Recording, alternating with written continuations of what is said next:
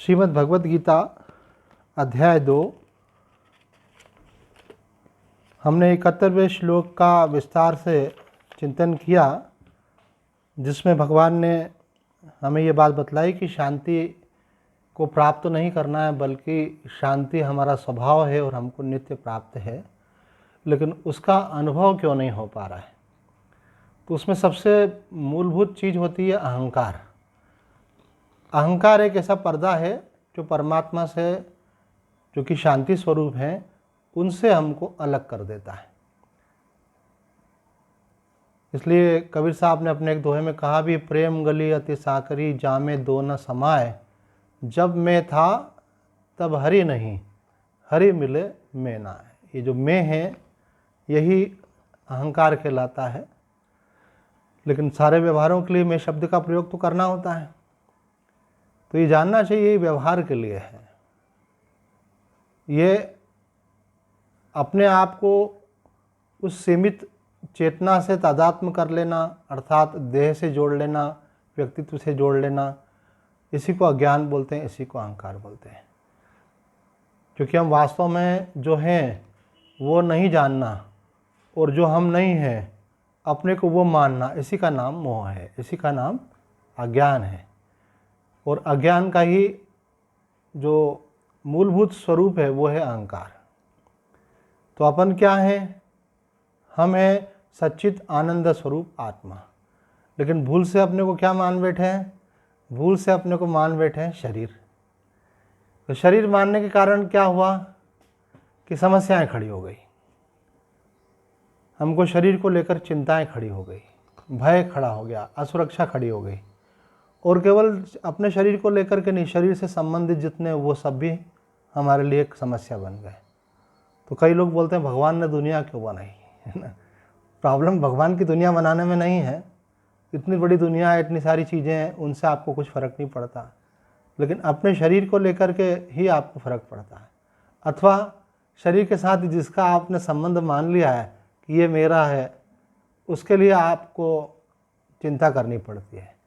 तो आप अगर चाहते कि समस्त चिंताओं, भय, तनाव से मुक्त हों, तो भगवान की संरचना में आ जाइए। इसलिए सृष्टि भी दो प्रकार की है, एक जीव सृष्टि, एक ईश्वर सृष्टि। ईश्वर सृष्टि बाधक नहीं है।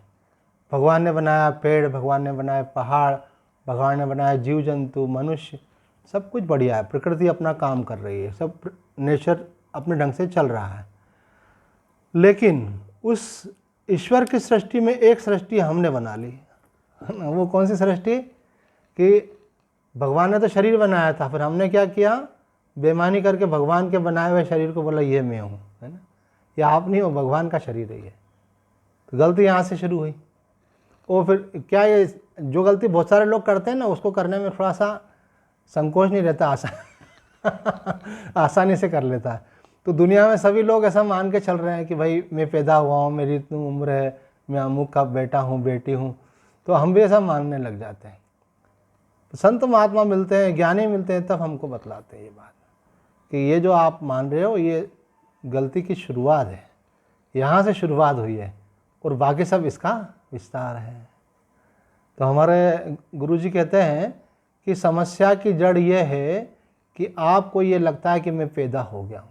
ऐसे आपका पैदा होना समस्या है, तो इसका मतलब क्या हम मर जाएं क्या? बोला नहीं। इस समस्या का समाधान है कि आपको मालूम पड़े कि आप पैदा हुए ही नहीं हो, आप अजन्मा हो।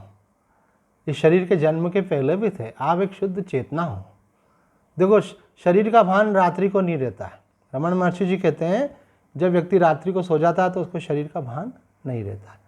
लेकिन उससे आप जब रात को सोने जाते तो आपको डर लगता है कि नहीं लगता है? क्यों नहीं लगता है? क्योंकि आप शरीर नहीं हो। अगर आप शरीर होते तो अपने एक होने का भय लगता आपको, मैं सो जाऊंगा तो मैं नहीं रहूँगा। पर आप रहते हैं, शरीर का भान नहीं रहता है, शरीर की अनुभूति खत्म हो जाती है, फिर भी आप रहते हैं। इसलिए आदमी सुबह उठने के बाद क्या बोलता है? आज बड़ा सुखपूर्वक सोया और कुछ भी अनुभव नहीं हो रहा था, बड़े आनंद से सोया। मतलब वो तो था ना, चेतना तो थी वहाँ पर। उस चेतना में मन के द्वारा जो स्वप्न का विस्तार होता है अथवा जागृत अवस्था के विचार जो होते हैं वो सब नहीं थे वहाँ पे। तो इसका मतलब ये है कि आपको अपने होने का अनुभव निरंतर होता है। जैसे अभी जाग रहे हो आप, आपसे पूछा जाए आप हो क्या, आप बोलेंगे हाँ मैं हूँ। स्वप्नावस्था में, बोले स्वप्नावस्था में भी हम रहते हैं, तभी तो सपने का अनुभव करते हैं। और गहरी निद्रा में भी, बोले गहरी निद्रा में कुछ मालूम नहीं पड़ता। अरे जिसको कुछ मालूम नहीं पड़ रहा वो था कि नहीं वहाँ पे? हाँ, बोले वो तो हम तो थे ना, इसीलिए हमको कुछ मालूम नहीं पड़ रहा था। तो आपका अभाव कभी नहीं होता है, इसको बोलते हैं सत्ता। आप शुद्ध चेतना हो। तो बोले स्वामी जी इसका अनुभव कैसे हो? तो देखो अनुभव सदा है। कई लोग बोलते हैं आत्मा का अनुभव कैसे हो, तो रमन महर्षि जी कहते हैं कि आत्मा का अनुभव सदा है, उसके अनुभव के ऊपर ही बाकी सब चीज़ें आ रही हैं, है ना। जैसे किसी दीवार पे बहुत सारी तस्वीरें टांग दी हमने, तो हम तस्वीरों को तो देखते हैं पर दीवार की तरफ नहीं देख पाते। ऐसे जैसे अभी मैं आपको देख रहा हूँ या आप मुझे देख रहे हैं, तो आप मुझे तो देख रहे हैं पर हो सकता है कि मेरे पीछे जो बैकग्राउंड हो वो नहीं देख रहा हूँ। अभी मैं ध्यान दिलाऊँ तो आपका ध्यान जा सकता है। तो आदमी जिसकी तरफ देखता है उसको ही देखता है। तो हम संसार का व्यवहार करते हैं तो बाकी सब तो साकार है, लेकिन उसमें जो अंदर बाहर व्याप्त जो परमात्मा है, जो आत्म तत्व है, भगवत तत्व है, उस पर हमारा ध्यान नहीं रहता है। आपके हमारे बीच में जो भगवत तत्व है उस पर ध्यान नहीं रहता। हम एक दूसरे को देखते हैं पर उस तत्व को नहीं देखते। तो भगवान यहाँ उसी तरफ हमको ले जाना चाहते हैं कि गलती कहाँ हो रही है इसको समझना है। तो गलती हो रही है कि ये जो हमने ऐसा मान लिया है कि मैं एक व्यक्ति हूँ, ये गलती हो गई। आप एक व्यक्ति नहीं है, आप आत्मा हैं। फिर आप जब अपने को व्यक्ति मानते हैं तो उसके बाद फिर सेकंड आइडेंटिफिकेशन आपका होता है बॉडी से। आप देह से तादात्म्य करके फिर इस अनुभूति को प्राप्त होते हैं कि मैं शरीर हूँ, स्त्री हूँ, पुरुष हूँ, जवान हूँ, बूढ़ा हूँ, काला हूँ, गोरा हूँ। ये सब आपको अनुभूति कब होती है? जब आप शरीर से जुड़ जाते हैं। अगर ये सत्य होती है तो आपको गहरी निद्रा में भी रहना चाहिए, नहीं रहती है। इसका मतलब ये सत्य नहीं है। व्यक्तित्व का बोध भी गहरी निद्रा में खो जाता है, इसका मतलब वो सत्य नहीं है, क्योंकि वो सदा नहीं रहता। और गहरी निद्रा को छोड़ने अगर आप गहन ध्यान में चले जाएं तो ध्यान की अवस्था में भी आदमी को व्यक्तित्व की विस्मृति हो जाती है, एकदम शांत हो जाते हैं। तो गहरी निद्रा और गहन ध्यान दोनों इस बात को सिद्ध करते हैं कि जो आपने अभी तक मान रखा है वो केवल मान ही रखा है, वो छूट जाएगा। और देखो एवरी डे इज़ चेंजिंग। आपका व्यक्तित्व भी नित्य बदल रहा है। कभी आप अपने को कुछ मानते हैं, कभी कुछ मानते हैं, है ना। अभी मानो आप अपने को मानते हैं कि मैं किसी की बेटी हूँ, कल शादी हो जाती तो मानते हैं कि मैं किसी की वाइफ हूँ, परसों बच्चा हो जाता तो मानते हैं कि मैं किसी की माँ हूँ। तो ये अंतःकरण में, व्यक्तित्व में जो संस्कार हैं वो भी तो बदल रहे हैं ना। एवरी मोमेंट चेंज हो रहा है और बॉडी भी एवरी मोमेंट चेंज हो रही है, प्रतिपल बदल रही है। आप शिशु थे और आज इस अवस्था में आ गए, तो कोई एक सेकंड में तो नहीं हुआ, ही है धीरे धीरे हुआ। तो ये कंटिन्यूस प्रोसेस है। Body is changing, mind is changing and you are the observer. आप, शरीर बदल रहा है, मन बदल रहा है और आप कौन हो? आप उसको देखने वाले हो। इस पर ध्यान नहीं है।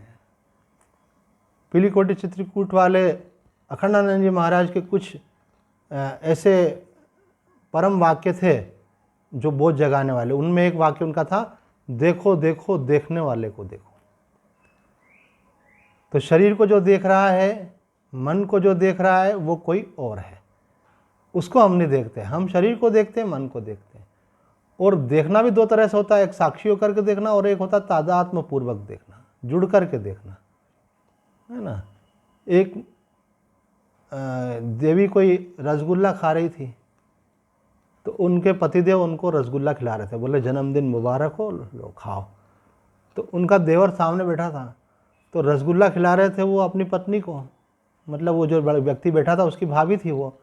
तो रसगुल्ला खिला रहे थे उनकी भाभी को, उनके भैया, लेकिन मुंह खोल रहे थे ये ऐसे। तो उनके भाई ने बोला कि तू क्यों मुंह खोल रहा है, तेरे को थोड़ी खिला रहा हूँ रसगुल्ला। पर वो जो देखा और उनके साथ उनका तादात्म्य हो गया, भाभी के साथ, तो जुड़ गया व्यक्ति, तो वो भी एक्शन ऐसे ही करने लगे।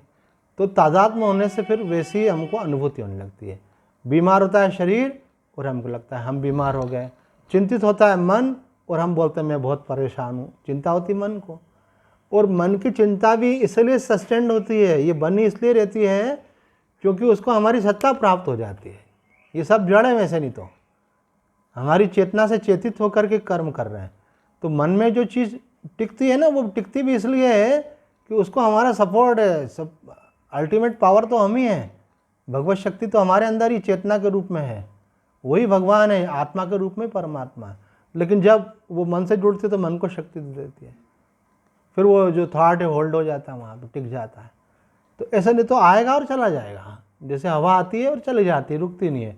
ऐसे विचार आते हैं और चले जाते हैं। हालांकि आप पकड़ने के लिए भी कितनी देर पकड़ोगे, उसके बाद फिर दूसरा विचार आ ही जाता है। पर हम चिंता करने का मतलब है बार बार उसी चीज़ की जुगाली करना। जैसे गाय माता खा लेती है फिर बाद में जुगाली करती है, तो हम अपनी समस्याओं के बारे में सोचते रहते हैं। इसी कारण से तो नींद खराब होती है ना। ज़्यादा सोचने से नींद खराब हो जाती है, ज़्यादा सोचने से फिर भूख भी मर जाती है, ज़्यादा सोचने वाले के चेहरे पे भी आता है, उसका सौंदर्य भी खत्म होता है। क्यों? क्योंकि तनावयुक्त मन जो होता है ना, वो धीरे धीरे आपके चेहरे को भी वैसा बना देता है। एक्सप्रेशन देख के व्यक्ति समझ जाता है, और निरंतर अगर किसी भाव दशा में रहे तो फिर एक्सप्रेशन भी वैसे हो जाते हैं। इसलिए बोलते हैं face is the index of heart. मनुष्य के हृदय की क्या अवस्था है उसको जानना है तो उसके चेहरे से मालूम पड़ता है। तो जिसका चेहरा सुंदर, सौम्य, मधुर लगे, इसका मतलब दिल भी उसका ऐसा है। क्यों? उसके काले गोरे से संबंध नहीं, फीचर्स से मतलब नहीं है, उसमें जो छिपी हुई एक सौंदर्य दूसरी चीज़ होती है, वो भी जो देख सकें। तो वो हम उसके स्ट्रक्चर की बात नहीं कर रहे हैं, लेकिन उसके अंदर एक जो अंदर के भाव होते हैं, वो भाव भंगिमा जो है चेहरे पर आती है। वो जो भाव अगर आपके शांत भाव है, इसका मतलब आप शांत भाव में रहते हो। अगर आप भगवान के प्रेम में रहते हो तो आपके चेहरे में वो प्रेम आ जाएगा।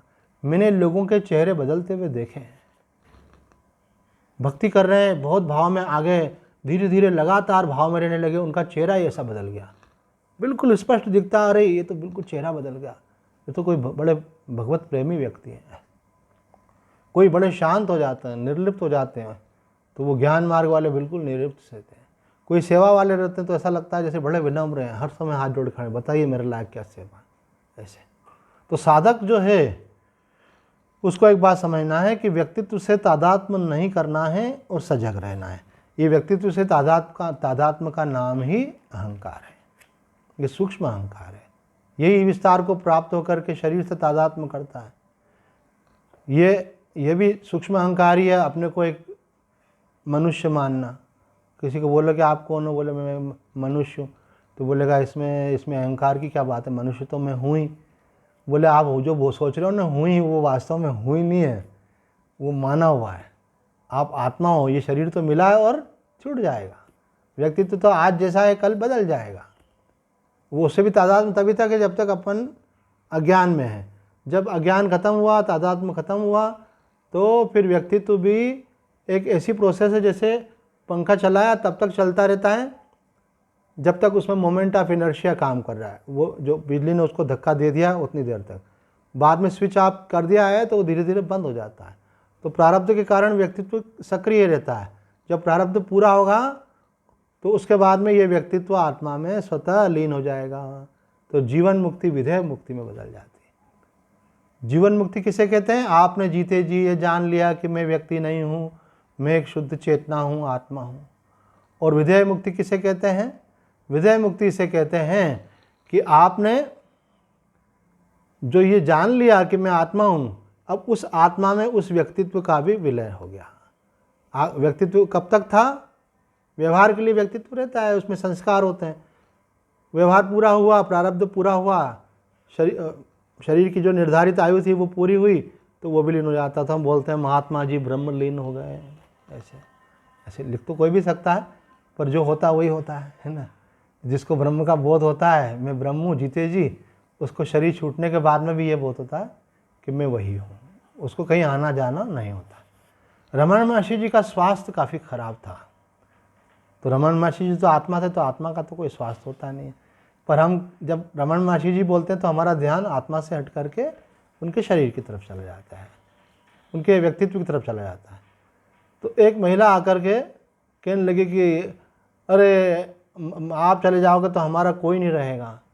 तो महर्षि जी ने बोला मैं जा ही कहाँ सकता हूँ, जाना आना तो जीव का होता है, जो अंतःकरण होता है वो प्राणों और सूक्ष्म इंद्रियों के साथ में निकल करके गति को प्राप्त होता है। वो जैसी उसकी वासना होती है, जैसे उसके कर्म होते हैं, उसके अनुसार उसकी आगे की गति होती है। लेकिन जिसकी कोई वासना नहीं है तो, है ना, जिसके पास गाड़ी नहीं तो वो जाएगा कहाँ? तो चल के जाना तो अपन सोचें यहाँ से दूसरे शहर चले जाए तो कोई वाहन तो चाहिए ना। तो ये जो सूक्ष्म शरीर है ये ट्रेवल किसके ऊपर करता है? वो बोले ये आपकी वासनाओं पर ट्रेवल करता है। तो जैसी वासना होती है उसके अनुसार उसकी गति होती है।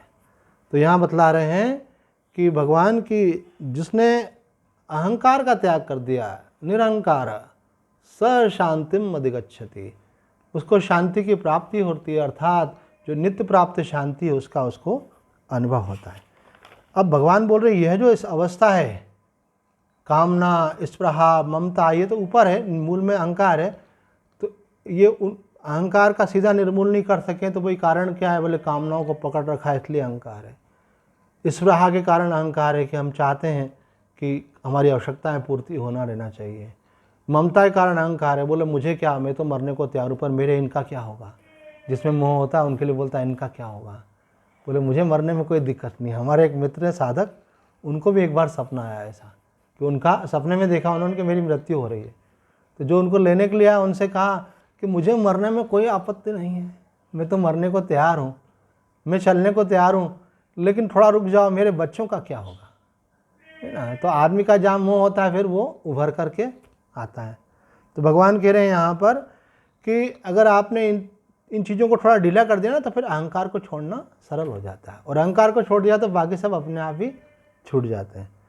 तो सब सच्ची शांति की अनुभूति होती है। अभी भी शांति मिलती है, हमारे मन के कुछ अनुकूल हो जाए तो हम खुश होते हैं, हम बोलते हैं वाह अब तो मन बड़ा शांत है आज, क्यों, जो इच्छा थी पूरी हो गई। और थोड़ी देर बैठो, वो आ रही है दूसरी वाली, वो पीछे खड़ी हुई है तो वो आएगी फिर डिस्टर्ब करेगी। तो कहते हैं कि ये जो शांति है ये कैसे, कौन सी शांति है? परम शांति, भगवत शांति, आत्म शांति, चिर शांति की प्राप्ति होती है। इसी को अगले श्लोक में भगवान ने कहा ऐशा शब्द से, यह जो है ब्राह्मी स्थिति, ऐशा ब्राह्मी स्थिति पार्थ नयनाम प्राप्य विमुह्यति स्थित्वा स्यामंत कालेपि ब्रह्म निर्वाण मृच्छति। वाह, कितना सुंदर श्लोक है। भगवान कह रहे हैं ऐशा ब्राह्मी स्थिति पार्थ, यह जो अभी आपको बताई कामना, स्पृहा, ममता और अहंकार से रहित जो स्थिति है, अथवा सीधे बोले तो अहंकार से रहित जो स्थिति है, उसी को भगवान बोल रहे हैं ऐशा ब्राह्मी स्थिति, यही ब्राह्मी स्थिति है। जिसको पिछले श्लोक में शांति कहा उसको यहाँ पे ब्राह्मी स्थिति कह दिया, ताकि कोई कन्फ्यूजन नहीं रहे। ये शांति क्या है? ब्रह्म में स्थिति ही शांति है। सच्ची शांति कहाँ है? बोले अपने ब्रह्म स्वरूप, आत्म स्वरूप, भगवत स्वरूप में स्थित होने पर वो शांति मिलती है। भगवान बोलते हैं अगर मिल भी गई तो फिर क्या फ़ायदा, चली जाएगी तो फिर क्या करोगे? बोले नैनाम प्राप्य विमुह्यति, एक बार मिल गई तो फिर ये जाती नहीं, सदा के लिए मिलती है। संसार सदा के लिए नहीं मिलता है। एक बात समझ लो, संसार के लिए अपन बहुत प्रयत्न करें और मिल भी जाए, एक तो मिलता नहीं सबको सब कुछ, बहुत सारी इच्छाएं होती, सब तो पूरी नहीं होती हैं। और अगर मिल भी गया तो किसी का आज तक रहा है क्या? दादाजी मकान छोड़ गए, पिताजी ने सिग्नेचर करे, पिताजी मकान छोड़ गए, अब बेटा जी सिग्नेचर कर रहा है, तो किसका रहने वाला है? कहते हैं भगवान हंसता है जब व्यक्ति बोलता है कि ये मैं इसका मालिक हूँ। बोले तेरे जैसे न जाने कितने मालिक आए और चले गए। कोई व्यक्ति मकान खरीदता है, उसके पहले वकील के पास जाता, भाई पता लगाओ मकान इनका है कि नहीं। तो वो कोर्ट से रिकॉर्ड निकालते हैं, तो वो रिकॉर्ड में लिखा रहता है ये अब तक ये ज़मीन इनकी रही है, उसके 5 साल पहले उनकी थी, उसके 10 साल पहले उन्होंने ली थी, उसके 10 साल पहले उन्होंने ली थी, पूरा पिछली लिस्ट निकाल कर देता है। तो न जाने कितने आए और चले गए, और आप कब्जा करके बैठ पाओगे क्या? करने की कोशिश भी करो तो जब तक शरीर है तभी तक, शरीर गया कि अगला वाला लाइन में खड़ा हुआ है। तो न आपका संसार में कुछ परमानेंट है, और दूसरी बात न हो सकता है, किसी का भी नहीं हो सकता है। तो भगवान बोल रहे ये स्थिति कैसी है? नैनाम प्राप्य विमुह्यति, ये प्राप्त होने के बाद फिर छूटती नहीं है। एक बार भगवान मिल गए तो मिल गए, आप सदा के लिए मुक्त हो जाते हैं। स्थित्वा श्यामंत काले पी, भगवान यहाँ पे एक बड़ी सुविधा दे रहे हैं आपने को। वो क्या भगवान सुविधा दे रहे हैं कि चलो ठीक है, आपने जीवन भर तो खूब लगे रहे संसार में और साधन भजन भी करते रहे, और आपने कहा कि हम तो चाहते थे मोह माया छोड़ना, पर क्या करें, आपकी माया बड़ी प्रबल है, छूट नहीं पाती थी। तो भगवान बोलते हैं कि एक मौका मैं तुमको और दूंगा, एक मौका मैं तुमको और दूंगा आखिरी के समय। देखो, आखिरी के समय शब्द का प्रयोग जो किया है ना, उसका बड़ा महत्व है। कारण क्या है कि जब आखिरी का समय आता है तो सहज स्वाभाविक रूप से ही संबंधों के साथ, शरीर के साथ, धन के साथ विच्छेद होता है। व्यक्ति को दिखता है मरने वाला है, मरा नहीं है। उस व्यक्ति को दिखता है कि अब मेरी प्रॉपर्टी का मैं उपयोग नहीं कर पाऊंगा, मैं जा रहा हूँ। अब उसको मालूम है कि मैं परिवार के साथ रह नहीं पाऊंगा, मुझे इनको छोड़ करके मैं जा रहा हूँ। उसको दिखता है कि मेरे हाथ में जो कुछ पहना हुआ भी है, कुछ भी है, तो वो भी अब मेरा नहीं है, थोड़ी देर बाद शरीर छूटेगा और ये लोग शरीर से उसको भी हटा देंगे। तो उसको दिखता है कि सबके साथ संबंध विच्छेद हो रहा है। ऐसे में यदि उसने पुराना साधक है, सत्संगी है, और उसका लक्ष्य परमात्मा है, तो उसका ध्यान वहाँ से हटके परमात्मा में चला जाएगा। ऐसा हमने देखा है कि जिनका जीवन भर नहीं हो पाया, लेकिन आखिरी के समय उनका ध्यान परमात्मा की तरफ चला गया। कारण कि जीवन भर तो प्रयास किया, लेकिन थोड़ा बहुत मोह था, इस कारण से छूट नहीं पाते थे। लगता भाई जी, जैसे उदाहरण के लिए किसी के पास रुपए होते हैं तो बोले भाई क्या है, धर्म के काम में लगा दो। बोले मैं तो चाहता ही हूँ धर्म के काम में लगाना, पर जब तक जिंदा है पता नहीं कब ज़रूरत पड़ जाए, बीमारी आ जाए, कोई तकलीफ आ जाए, ऐसा कुछ हो जाए तो संभाल के रखना पड़ता है पैसा। तो बोले मरने के बाद, बोले हाँ मरने के बाद तो कोई दिक्कत नहीं, मरने के पहले व्यक्ति विल कर ही देता है, बच्चों को दे देता है। कई लोग हम जैसे महात्मा होते हैं तो वो धर्म के कार्य में लगा देते हैं, जो संसार वाले लोग होते हैं वो परिवार में लगाते हैं। संसार में रह के भी जो परमार्थी होते हैं तो कुछ हिस्सा परिवार को देते हैं, कुछ चैरिटी में खर्च कर देते हैं, उनके नाम कर जाते हैं कि ये गौशाला में, मंदिर में, कोई धर्म के कार्य में लगा जाते हैं। तो वो पहले नहीं दे पाते हैं, लेकिन बाद के लिए तैयार हो जाते हैं। क्यों? तो कहते हैं कि मृत्यु के बाद तो मेरे लिए कोई उपयोग नहीं है इसका। तो उसी प्रकार से व्यक्ति की जब मृत्यु होने लगती है तो उसको ये एहसास होता है, लास्ट आखिरी के समय में एहसास होने लगता है कि मेरा सब कुछ छूट रहा है, और ऐसे में उसको ख्याल आ जाए कि मेरे जीवन का लक्ष्य तो परमात्मा था, मैं उनको याद करूँ। हमने एक प्रसंग सुनाया था आपको, उसका विस्तार नहीं करेंगे। एक माताजी ने कहा मेरा शरीर छूटते छूटते रह गया, डॉक्टर ने बोला कि ये गई, पर मेरा शरीर नहीं छूटा। उस समय मैं भगवान का नाम ले रही थी, क्योंकि मुझे मालूम था कि अंतमति सुगति। भगवान ने गीता में कहा है अंत काले व मामेव स्मरण मुक्त्वा कलेवरम। भगवान बोलते हैं अंत समय में जो शरीर को छोड़ता हुआ जाता है, सप्रयाति मद भावम याति नात्यत्र संशय, वो मेरे ही को प्राप्त होता है, मेरे भाव को प्राप्त होता है, इसमें जरा भी संशय नहीं है। तो बोलते हैं भगवान कि अंत समय में भी उसका कारण रहता है, उसके जो शुभ संस्कार होते हैं, उसका किया हुआ जो भगवत अभ्यास होता है, अथवा तो कभी कभी ऐसा भी होता है कोई महापुरुष की कृपा भी हो जाती है। रमण महर्षि जी ने अपनी माताजी का जब शरीर छूटने वाला था तो उनके हृदय पे हाथ रख दिया, तो उनका जितने भी संकल्प थे, वासनाएं थी, वो सब आत्मा में जाकर के लीन हो गई। और जब तक प्राण नहीं छूट गए महर्षि जी ने हाथ रखा, और जब प्राण छूट गए उनके तो महर्षि जी ने कहा कि माताजी मुक्त हो गई, समाधि को प्राप्त हुई। ऐसे तो ऐसा क्यों हो पाया? ऐसा इसलिए हो पाया कि महर्षि जी की जो आध्यात्मिक शक्ति थी वो ग्रेस के, कृपा के रूप में माताजी के ऊपर काम कर रही थी। तो महर्षि जी ने तो केवल मनुष्यों पर ही नहीं, पशु पक्षियों पर भी कृपा की। इस प्रकार से पशु पक्षी में तो मनुष्य, उस योनि में तो जीव मुक्त नहीं हो पाता, लेकिन अगर किसी महापुरुष की कृपा हो जाए तो वहाँ पर भी संभव है। ऐसे तो दुर्लभ होते हैं ऐसे महापुरुष भी, और जिन पे कृपा होती है उनकी भी पहले की कोई संभावनाएं रहती हैं वहाँ पे। तो यहाँ कहते हैं कि यहाँ तो पूर्व संस्कार हो या पूर्व अभ्यास हो, अथवा किसी महापुरुष का, अथवा आपकी ही की हुई प्रेयर्स, वो जो आपने भजन सुना होगा, इतना तो करना स्वामी जब प्राण तन से निकले, गोविंद नाम कहकर तब प्राण तन से निकले। तो आपका जो ये बार बार किया हुआ संकल्प होता है, आपकी जो बार बार की हुई प्रार्थना होती है, उसका परिणाम ये होता है कि समय आने पर आपने एप्लीकेशन क्या लगाई, जब प्राण तन से निकले, मतलब जब मैं मरने वाला हूँ तब क्या हो, तो बोले मुख से भगवान का नाम निकले मेरे। अब आपने ऐसा सोच लिया और ऐसी प्रेयर कर दी भगवान को, भगवान ने कहा ठीक है भाई, एक्सेप्टेड, अब जब टाइम आएगा तब वो होगा। तो आपकी की हुई प्रार्थना ही आपको भगवान की कृपा से उस समय परमात्मा के तरफ आपका ध्यान ले जाती है और आपकी गति उत्तम हो जाती है। यहाँ पर दो चीज़ें होती हैं, एक बड़ी सूक्ष्म बात यहाँ समझाई गई है, एक होती है निर्विकल्प अवस्था और एक होती है निर्विकल्प स्थिति। अपने ब्रह्म स्वरूप में स्थित होना मतलब समस्त विकल्पों से रहित होकर के उसमें स्थित हो जाना। लेकिन स्थित होने के पहले अंतःकरण में कई बार अवस्था बनती है। ये अवस्था और स्थिति जो है ये साधक के लिए एक बड़ा प्रश्न चिन्ह है। अगर किसी को ऐसा अनुभव होने लगे कि मैं शरीर नहीं हूँ, मैं मन नहीं हूँ, मैं सर्वव्यापक सच्चिदानंद स्वरूप आत्मा हूँ, अथवा भक्ति की दृष्टि से इसको अनुभव होने लगे कि मेरे अंदर बाहर सर्वत्र परमात्मा व्याप्त है, मुझे तो हर समय ऐसा अनुभव होता है कि परमात्मा मुझसे अलग नहीं है, मैं और वो दो नहीं है बल्कि उसी के अंदर मैं भी हूँ और सारा जगत भी है। बोले मुझे तो हर समय ऐसा ही लगता है कि परमात्मा मेरे साथ ही है। तो अभी लग रहा है, लेकिन ये जो लग रहा है ये उसमें स्थिति हुई है कि ये मन की भावना है। ऐसे अखंडानंद जी महाराज ने अपना अनुभव बताया।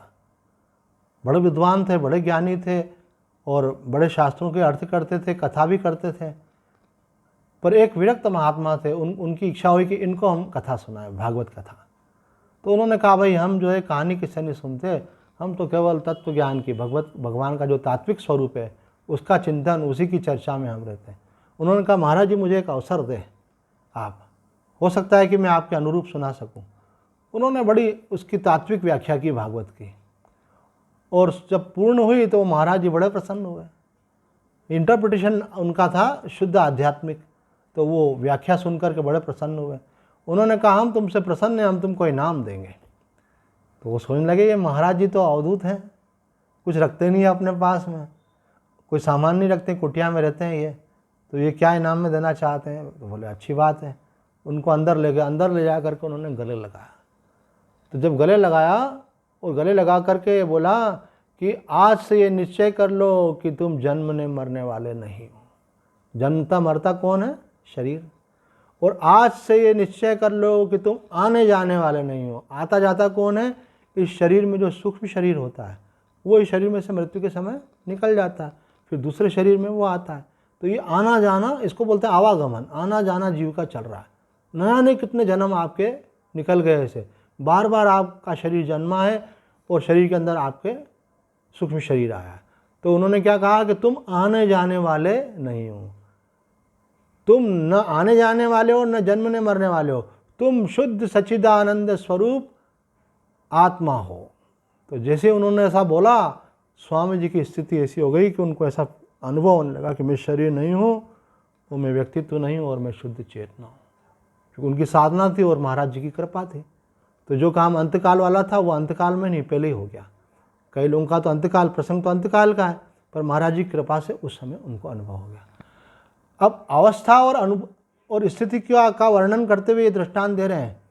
महाराज जी ने सबको बताया नहीं, लेकिन उन्होंने कहा भाई ये तो संत की कृपा है, कुछ अच्छा अनुभव हो गया, तो इसका मतलब ये थोड़ी कि मैं मुक्त हो गया। अभी हो सकता है कि वापस से मेरे को ये अनुभव होने लग जाए कि मैं एक व्यक्ति हूँ, मैं शरीर हूँ। तो कुछ दिन निकल गए, कुछ महीने निकल गए। तो महाराज जी ने अपने प्रवचन में कहा कि फिर हमारे को लगा कि ये अवस्था नहीं है, अवस्था कुछ मिनट के लिए, घंटों के लिए, दिनों के लिए होती है, लेकिन स्थिति जो होती है वो सदा के लिए होती है। तो फिर उनको ये अनुभव होने लगा कि जब मैं वही हूँ तो कोई बात ही नहीं है। फिर उन्होंने अपने सत्संग में, तो महात्मा जो सत्संग करते हैं ना वो दिल की सब बातें बोलते थे, तो उन्होंने बोल दिया ऐसे हम महाराज जी के पास गए थे, उनकी कृपा से हमारा जीवन धन्य हो गया, उनकी कृपा हो गई हमारे ऊपर। तो उन्होंने उस बात का कहा कि उसके बाद कई वर्ष बीत गए, लेकिन वो अनुभव वैसा का वैसा ही है। इसलिए वो शांति चिर स्थांति हो गई। वो ब्राह्म स्थिति कैसी हो गई? नैनाम प्राप्य विमुह्यति, कि उसके बाद फिर मोह अर्थात तादात्म्य नहीं हुआ, क्योंकि अहंकार सदा के लिए विगलित हो गया, तादात्म्य छूट गया, ये अनुभव हो गया कि मैं चैतन्य। तो यहाँ कहते हैं कि निर्विकल्प अवस्था और निर्विकल्प स्थिति दोनों में फ़र्क है। अवस्था के लिए तो आपको क्या है कि आप सत्संग सुनेंगे, आप अभ्यास करेंगे, आपका विवेक जगेगा और आप ब्रह्माभ्यास करेंगे कि मैं ब्रह्म हूँ, मैं आत्मा हूँ। और आप जब अभ्यास करते करते समाधि लगेगी तो आपको जो है वो अवस्था प्राप्त होती है। लेकिन स्थिति का ऐसा है कि आप ये सब की बात नहीं, आपका लक्ष्य अगर वो है तो वो कभी भी वो घटना घट सकती है। वो कृपा से भी घट सकती है, पूर्व संस्कारों से भी घट सकती है। लेकिन अगर अवस्था है और आपने स्थिति मान करके अभ्यास छोड़ दिया तो रिवर्स भी हो जाता है। ये सबसे खास रिस्क वाली बात कि आपको इस बात का ध्यान रखना चाहिए कि मुझे ब्रह्मा अभ्यास का त्याग नहीं करना है। उड़िया बाबा जी से किसी ने पूछा कि महाराज जी, आप संतों की कृपा से अब ये बोध हो गया कि मैं नित्य मुक्त हूँ, तो अब जब मैं जीवन मुक्त हूँ तो अब किसी चीज़ को करने की आवश्यकता तो है ही नहीं। बोलो नहीं नहीं, ब्रह्मा अभ्यास करते रहो। बोले क्यों? बोले इसलिए करते रहो कि ये करने से दृढ़ होता है। तो एक अदृढ़ होता है, एक दृढ़ होता है। तो जब वो चले गए तो अखंडानंद जी महाराज ने बाबा से पूछा कि बाबा, जो मुक्त हो गया उसके लिए तो कोई नियम लागू ही नहीं होता है कि ऐसा करो और ऐसा मत करो। उन्होंने कहा कई लोगों का काम बना नहीं होता, उनको लगता है। इसको बोलते हैं आभास होना, है ना। उनको ऐसा आभास हो रहा है कि मैं मुक्त हो गया हूँ, अभी वो मुक्त हुए नहीं है। तो अगर वो अभ्यास करते रहेंगे तो धीरे धीरे वो स्थिति प्राप्त हो जाएगी। इसी को बोलते हैं अदृढ़ जो है दृढ़ हो जाएगा। और वास्तविक काम जिसका बन गया है उसका तो फिर सदा के लिए हो गया। उसी के लिए भगवान ने कहा नैनाम प्राप्य विमुह्यति। और जिसका अवस्था बनी है उसको स्थिति बनने तक निरंतर अभ्यास करते रहना चाहिए। अब यहाँ कुछ बड़ी महत्व की बातें महात्माओं ने समझाई है कि देखो, आप जड़ की तरफ जब आपके चित्तवृत्ति जाती है तो आप पतन की तरफ जाते हो, जब चेतन की तरफ वृत्ति जाती है तो आप मोक्ष की तरफ जाते हो, कल्याण की तरफ जाते हो। तो अब ये संसार की वस्तु में क्या है? जड़। और परमात्मा क्या है? चैतन्य। कहते हैं कि जड़ की तरफ जाने में मुख्यता किस बात की होती है? बोले मोह की मुख्यता होती है। मोह के कारण मनुष्य संसार में जाता है, शरीर की तरफ जाएगा, वस्तुओं की तरफ जाएगा, वहाँ मोह रहता है। मोह भी दो प्रकार के होते हैं, एक अहमता ममता का मोह, शरीर का मोह और शरीर के संबंधियों का मोह, और दूसरा होता है कामना का मोह कि ये चीज़ प्राप्त हो जाए। अभी दोनों से छुटकारा किससे होता है? विवेक के द्वारा। तो बोले विवेक भी दो प्रकार का होता है। एक पहला विवेक होता है कि क्या आपका कर्तव्य है वो आपको करना चाहिए, तो कर्तव्य या कर्तव्य का विवेक। और दूसरा विवेक होता है सद असत का विवेक। कर्तव्य अकर्तव्य का विवेक होने से, सही कर्म करने से अंतःकरण की शुद्धि होती है। अंतःकरण शुद्ध हो गया तो उसके बाद फिर बतलाया जाता है आपको कि ये शरीर आप नहीं हो, मन आप नहीं हो, जो हम आपको बतला रहे हैं, जो गीता जी बतला रही है। तो आदमी की असत से जो तादाद में वो छूट करके सत स्वरूप में स्थिति हो जाती है, अर्थात चैतन्य स्वरूप में स्थिति होती है। फिर चैतन्य में स्थिति होने से मालूम पड़ता है कि चैतन्य जो है केवल शरीर के अंदर ही नहीं है, वो अनलिमिटेड है, वो सारे ब्रह्मांड में व्यापक है। उसी को ईश्वर बोलते हैं, उसी को भगवान बोलते हैं। तो वो भगवान में मानो वो अहम विलीन हो गया, वो अवस्था प्राप्त हो जाती है। तो यहाँ पे ये उपाय बताएं कि आखिर अहमता ममता से मुक्त कैसे हों। तो बोले आप एक बात बस पक्की कर लो कि संसार में यह न शरीर मेरा है, न संसार की कोई वस्तु मेरी है, न कोई व्यक्ति मेरा है, यह सब कुछ भगवान का है। ये सारा कुछ प्राप्त करने का उपाय क्या है? एक सरल सूत्र जो दिया है कि सब भगवान का है, मेरा कुछ नहीं है। आपने ऐसा अंदर से पक्का कर लिया, दृढ़ संस्कार हो गया, तो आपकी अहमता ममता मिट जाएगी। तो परीक्षा होगी बीच में कि जिन चीज़ों को आपने पकड़ रखा है जब छूटेंगी तो घबराहट हो रही है, इसका मतलब अभी है ना, आपने बोला कि भाई मैं ये करूँगा, अच्छा काम करूँगा, और करने से आपका मन घबरा रहा है, इसका मतलब आपका अभी पकड़ है। और आपने सोचा अच्छा काम करूँगा और कर दिया, मतलब पकड़ छूट गई। तो जैसे जैसे छूटती जा रही है इसका मतलब भगवान के ऊपर हमारा विश्वास और समर्पण होता जा रहा है। तो आज इतना ही कहकर अपनी वाणी को विराम देते हैं। इसी के साथ ये अध्याय भी पूरा हुआ। ये सांख्योग नामक द्वितीय अध्याय पूर्ण हुआ। ओम पूर्णमद पूर्णमिदं पूर्णात् पूर्णमुदच्यते पूर्णस्य पूर्णमादाय पूर्णमेवावशिष्यते। ओम शांति शांति शांति। ओम तत्सदिति श्रीमद्भगवद्गीतासु ब्रह्म विद्यासु योग शास्त्रे, अभी हमने जो पढ़ा ना ये पूरा अध्याय, इसको ब्रह्म विद्या कहा है। ये ब्रह्म विद्या भी है, योग शास्त्र भी। ब्रह्म विद्या मतलब होता है तत्व ज्ञान, और योग शास्त्र का मतलब होता है कि उस ब्रह्म की प्राप्ति का विज्ञान भी वहाँ बतलाया गया। और इस अध्याय का नाम क्या है? सांख्य योगो नाम। तो ये इसका नाम सांख्य योग है, मतलब इसमें विवेक कराया गया है आत्मा और अनात्मा का।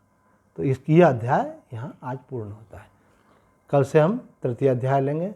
ओम शांति शांति शांति। नारायण।